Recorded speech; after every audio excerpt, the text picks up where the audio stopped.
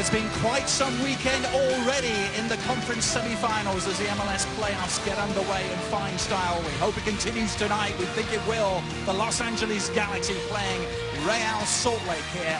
It's their regular season with that draw in Seattle last weekend. Two changes from that team tonight for Bruce Arena. Todd Donovan and Juninho return. It's a surprise tonight from Jason Kreis. It's no Robbie Findlay. Your Danny Alvarez gets the nod. And Jason Kreis answers that question on how they deal with Keane and Donovan up front. It all goes out the window tonight as the playoffs get underway for these two Western Conference powerhouses.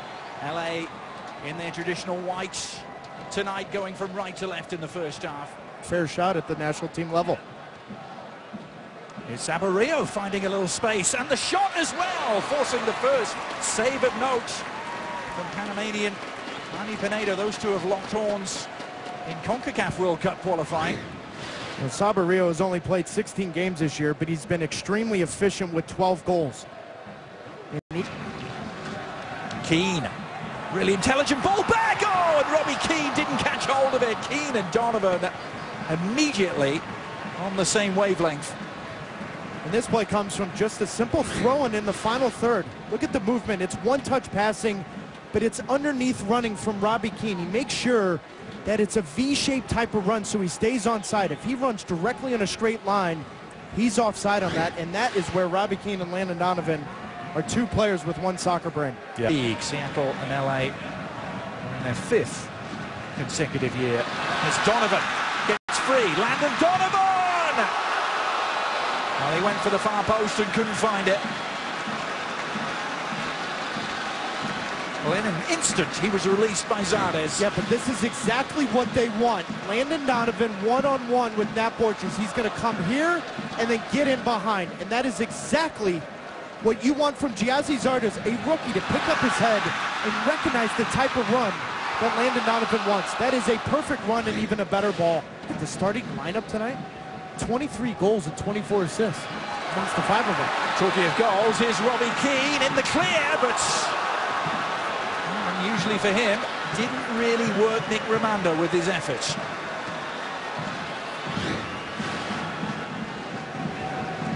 That's just something that LA felt that they could expose him a little bit. He's playing out of back from Chris Schuler, and that has to be better. And Beckerman is going to be lucky to escape a caution. He's not going to escape because that was a scything challenge on Marcelo Sardas. Well, one thing's for certain, watching the 3 previous playoff games, is that yellow cards will play a factor in the 2013 MLS Cup playoffs. So many big-name players in this first leg getting yellows, and the first one goes to Kyle Beckerman in the 23rd minute. He's arguing that's his first foul. That's still a big call for Real Salt Lake in the first half. Gotland in an international friendly. That's 2:55 on ESPN2. Also on the Watch ESPN app as RSL are on the move, and wow, Lewis Gill again, just the wrong side of the post. But this is where Real Salt Lake can absolutely kill you with the interchangeable parts in the midfield. Gill, Grabavoy, Morales all can play every position in the midfield, and when they're running at a back 4 for big center backs like Apari and Gonzalez, it's extremely difficult picking up the little guys coming out of the midfield. California is where Lewis Gill spent his formative years. This is Donovan hurtling forward. Robbie Keane, danger here for RSL. Keane, Donovan couldn't get there. Schuler bailing out his team. Oh, how vital that intervention was from Chris Schuler. Donovan was right on the doorstep. How good of a play is this from Chris Schuler? This is not what you want if you're Jason Kreis. Too much space for Donovan to turn. But look at the big man follow Landon Donovan. That's a huge play. The last 4 games he's been in the starting line. He's had heartbreak in the Open Cup final back in early October. He's Keane on his way. And pulled it all the way back. Franklin lining one up. Oh, yes! What a way to break a deadlock. Sean Franklin, he almost took the net off.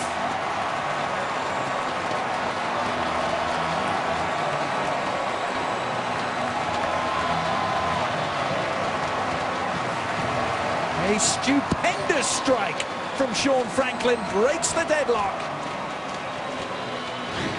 I think everyone, including Sean Franklin, is surprised how well he steps up and hits this ball. Watch the pressure from Real Salt Lake. It's almost as if they pick up their head. They're like, oh, it's Sean Franklin. Yeah, right. What a perfect strike. Perfect technique. How often have you seen Sean Franklin do that? I'm holding up one finger, Adrian. That is the first time I've seen Sean Franklin step up and hit an absolute rocket. What a goal. A shot. So now, how does this change the dynamic for RSL, if at all? This is Robbie Rogers. Squaring it. Oh, and Brandon Donovan almost managing to squeeze it home. He has won a corner. Look at the space here. It's just a great strike. Donovan released from the corner. RSL have to...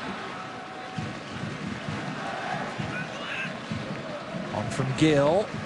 Sabarillo! Well, he's spun and shot in one fluid movement there, but wrong side of the post. For more on Beckerman.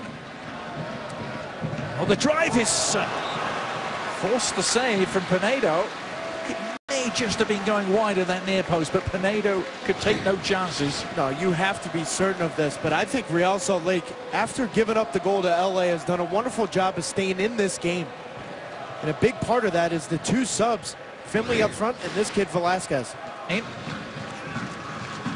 RSL with plenty forward here, awaiting the cross. In it comes.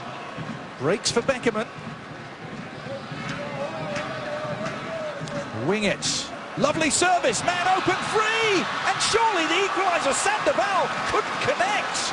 Right on the doorstep. He felt he was fouled. Referee Kevin Stott not impressed. What a chance. The best of the night. And that's a predicament for Jason Price, already using 3 subs, but knowing he's got to play another 90 minutes. And I love this touch from Gill, but watch Todd Donovan just kind of run into Sandoval. Yeah, the ball from Gill was just a little behind Sandoval, wasn't it, Taylor? This is a good no call. Yeah. Both guys playing the ball, and it doesn't look like, for me, I'm okay with that, but I like how active Sandoval's come into this game right off the bat. It's interesting to me, though, that Bruce Arena would take out Sarvis while Juninho is sitting on a yellow card here. Yeah. And Garcia, lucky perhaps to escape a yellow card with his first... In fact, he hasn't escaped a yellow card. He's been booked immediately. His first contribution to the game. Rafael Garcia. 24-year-old, the local product from Cal State Northridge.